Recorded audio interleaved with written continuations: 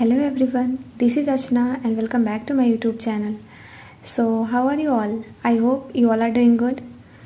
So इस video में मैं बात करूँगी अपने प्रिपरेशन जर्नी की कि मैंने कौन कौन से फेलियर्स देखे हैं एंड मैं अपने फेलियर से क्या सीखी हूँ and at the end of this video I will also share that how to stay motivated. So please be with me till the end. And if you are new to my channel then please do like and subscribe and also do share this video with all your friends.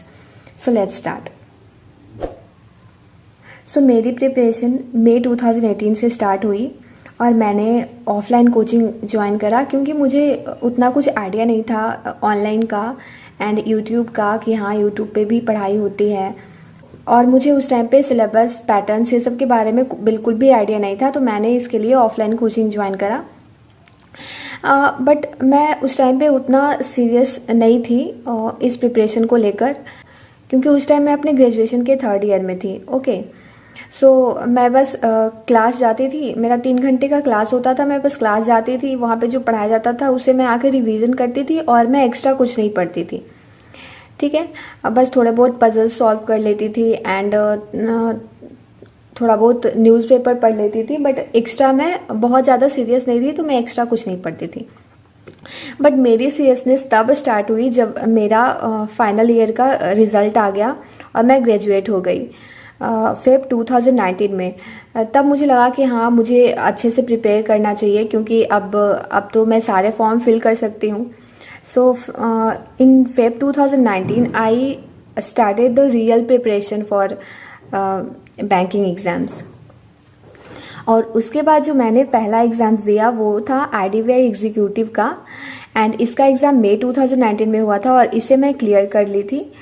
इसमें 150 questions पूछे गए थे and timing was like 90 minutes for 150 questions for each English, quant and reasoning and I got 112.50 out of 150 और ये बहुत ही easy paper था तो इसे मैं क्लियर कर गई और इसके बाद कोई पेपर नहीं था। इसके बाद डायरेक्ट ज्वाइनिंग होनी थी। ठीक है, एंड जो सेकंड एग्जाम दी इसके बाद मैंने वो था SBI PO प्रीलिम्स जून 2019 में, जो कि मैं क्लियर नहीं कर पाई।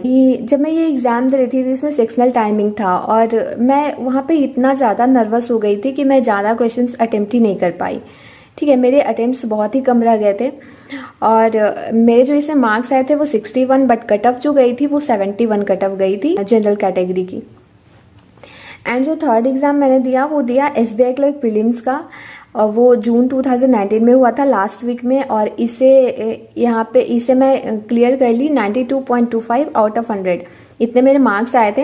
एंड इसका मेंस एग्जाम हुआ था अगस्त 2019 में और ये भी मैंने क्लियर कर लिए 109.25 आउट ऑफ 200 आया जी इसमें। ठीक है, एंड फिर फोर्थ एग्जाम जो मैंने दिए वो था RRB PO प्रीलिम्स जिसका अगस्त में एग्जाम था और ये भी मेरा क्लियर हुआ एंड इसका मेंस भी क्लियर हुआ एंड इसका फाइनल सिलेक्शन भी हुआ और यहीं पे मैं अभी वर्क कर रही हूँ RRB में ही। एंड जो फिफ्थ एग्जाम मैंने दिया वो दिया था EPFO ASO का प्रीलिम्स, इसका हुआ था जुलाई 2019 में और इसमें मेरे मार्क्स आए थे 95.25 आउट ऑफ 100 बट इसका जो मेंस था वो मैं क्लियर नहीं कर पाई थी और वो भी GA की सेक्शनल कट ऑफ की वजह से। इसमें जो GA के लिए कट ऑफ डिसाइड की गई थी वो 16 की गई थी बट मेरे जो मार्क्स आए थे वो 15.75 आउट ऑफ 40 आए थे। और इस टाइम पे मैं GA ज़्यादा इसलिए नहीं पढ़ पाई थी क्योंकि इस टाइम पे मैं IDVI ज्वाइन कर ली थी। मुझे 10 से 7 तक का वहाँ पे काम करना होता था तो मैं ज़्यादा पढ़ाई पे फोकस नहीं कर पा रही थी। एंड जो फिर मैंने 6th एग्जाम दिए वो IBPS PO का दिया प्रीलिम्स अक्टूबर 2019 में एंड इसमें जो मेरे मार्क्स आए 79.75 आउट ऑफ 100 ये मेरा क्लियर हुआ बट इसका मेंस फिर से क्लियर नहीं हुआ, वो भी फिर से GA की वजह से ही। इसमें मेरे मार्क्स आए 6 out of 40 and cut off जो थी जनरल कैटेगरी की वो थी 8। एंड यहाँ पे मैं बताना चाहूँगी कि इसके लिए मैं बिल्कुल भी प्रिपेयर्ड नहीं थी सिंस मैंने बताया कि उस टाइम पे मैं आईडीवीआई में जॉब कर रही थी और वहाँ पे 10 से 7 कंटिन्यू जॉब करना होता था। उसके बाद मैं रूम पे आके इतनी थक जाती थी कि मुझे बिल्कुल भी पढ़ने का मन नहीं करता था। तो मैं ये एग्ज़ाम भी मेरा क्लियर नहीं हुआ। एंड देन 7th एग्ज़ाम जो मैं दी वो था आरबीआई असिस्टेंट प्रीलिम्स, जिसका एग्ज़ाम फेब में हुआ। एंड इसमें जो मेरे मार्क्स आए वो 97.50 आउट ऑफ 100 आए। एंड इसका मेंस जो अभी हाल ही में नवंबर 2020 में हुआ था उसे मैं क्लियर नहीं कर पाई। एंड मुझे रीज़न नहीं पता है कि मैंने जीए की वजह से क्लियर नहीं करा या फिर मैं कंप्यूटर की वजह से क्लियर नहीं कर पाई। इसके लिए मैंने आरटीआई डाला हुआ है और जैसे ही मुझे मेरा स्कोर कार्ड मिलता है I will share with you all. And इसका ये जो फेलियर्स था इसका जो इफेक्ट पड़ा वो मेरा इस एग्जाम पे पड़ा, एसबीआई पीओ प्रीलिम्स, और ये मेरा सेकंड अटेम्प्ट था जिसका इस बार जनवरी 2021 में एग्जाम हुआ। मैं इस फेलियर से इतनी ज़्यादा निराश हो गई थी कि मैंने इसके लिए बिल्कुल भी प्रिपरेशन नहीं किया, बिल्कुल भी प्रिपरेशन नहीं किया, एक भी मॉक्स नहीं लगाए। एंड सिंस मैंने फॉर्म फिल कर दिया था तो मैं बस यूं ही एग्ज़ाम देने चली गई। एंड रिजल्ट वही हुआ कि मेरा क्लियर नहीं हुआ क्योंकि मैंने इसके लिए बिल्कुल भी प्रिपरेशन नहीं किया था। बट फिर मैंने जो 9th एग्ज़ाम मैंने दिया वो था IBPS PO prelims and mains. And इसका इंटरव्यू हुआ एंड फाइनली सेलेक्टेड, और मुझे मेरा सेकंड प्रेफरेंस मिला है। मैंने फर्स्ट पे पीएनबी डाला था एंड सेकंड पे मैंने कैनरा बैंक डाला था, तो मुझे कैनरा बैंक मिल गया है। एंड मैं बताना चाहूँगी कि मैंने इन फेलियर्स से क्या सीखे, ठीक है। तो what I learn from my failures, मैंने बस एक ही चीज़ सीखी है कि एक्यूरेसी मैटर्स मोर। क्वांटिटी से ज़्यादा क्वालिटी मैटर्स करती है। सेम यहाँ पे एक्यूरेसी ज़्यादा मैटर करती है आपके अटेम्प्ट से। ये आप ये बिल्कुल मत सोचो कि आप ज़्यादा अटेम्प्ट करोगे तो आपके ज़्यादा मार्क्स आ जाएंगे, नहीं। मैंने आईबीपीएस मेंस में ही किया, मैं बस एक बार पढ़ के गई थी जीए और वहाँ पे मुझे लग रहा था कि मुझे सारे क्वेश्चंस आते हैं और मैंने सारे अटेम्प्ट्स किए और मेरे सारे गलत हो गए। एंड सेम मैंने यहाँ भी किया। यहाँ भी चूंकि मैं इस टाइम पे जॉब कर रही थी तो मुझे उतना टाइम नहीं मिल पाता था, तो मैं बस एक बार पढ़ के गई थी और यहाँ पे भी मेरा वही हुआ होगा। मुझे लग रहा है कि मुझे जीए की वजह से ही यहाँ पे सिलेक्शन नहीं हुआ मेरा।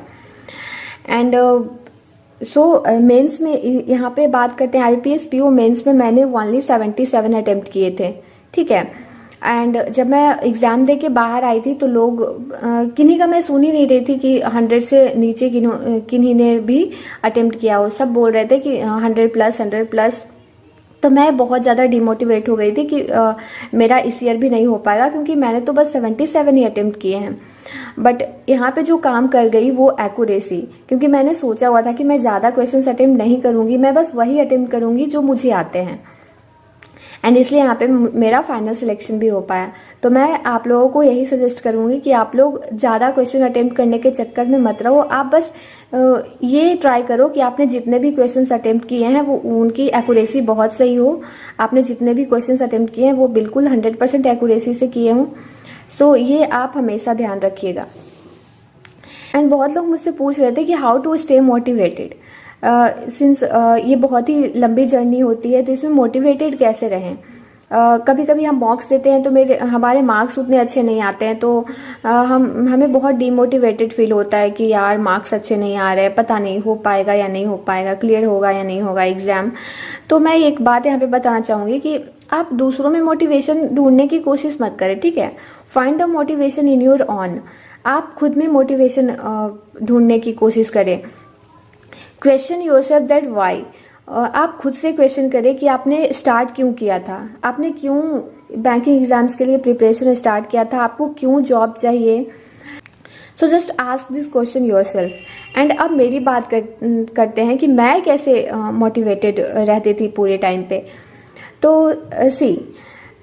मैं बिहार के एक बहुत ही छोटे से विलेज से बिलोंग करती हूँ। एंड मैं अपनी गांव की एक सबसे पहली लड़की थी जो कि सीबीएसई स्कूल में जिसका एडमिशन हुआ था, और मेरे दादाजी ने ये इनिशिएटिव लिया था मेरे लिए। वो सबसे पहले मुझे, जहाँ पे मेरे भैया लोग पढ़ रहे थे वहाँ पे भी मुझे भी एडमिशन दिलाया गया। इनफैक्ट मेरी दीदी भी सीबीएसई स्कूल से नहीं पढ़ी हुई है, तो मुझे मेरे दादाजी से ही मोटिवेशन मिलता था कि अगर उन्होंने मेरे लिए इतना बड़ा इनिशिएटिव लिया है, गांव से बाहर लाकर एक सीबीएसई स्कूल में पढ़ाया है, तो मैं कुछ करके दिखाऊंगी, मैं ज़रूर कुछ करूंगी, मैं गवर्नमेंट जॉब लेके रहूंगी। सो यही सोच के मैं पूरे टाइम पे मोटिवेटेड रहती थी।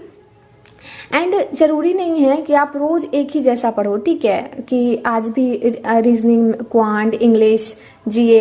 अगर कभी कभी आपका रीजनिंग एंड क्वांट पढ़ने का मन नहीं है एंड न्यूज़पेपर पढ़ने का मन नहीं है, तो आप कभी कभी स्किप कर सकते हो। आप उसके जगह पे क्या कर सकते हो कि आप कोई अपने इंटरेस्ट का एक नॉवेल लो, ठीक है, एंड उसे पढ़ो, या फिर आप कोई अच्छी सी मूवी देख लो, क्योंकि कभी कभी ब्रेक भी चाहिए होता है। आप बस रोज डेली एक ही जैसा पढ़ते रहोगे तो कभी कभी मन नहीं लगता पढ़ने में ना। तो क्या करना चाहिए हमें, अगर आपको इंग्लिश मूवी देखनी पसंद है तो वो भी आप देख सकते हो, उससे आपकी इंग्लिश भी इम्प्रूव होगी।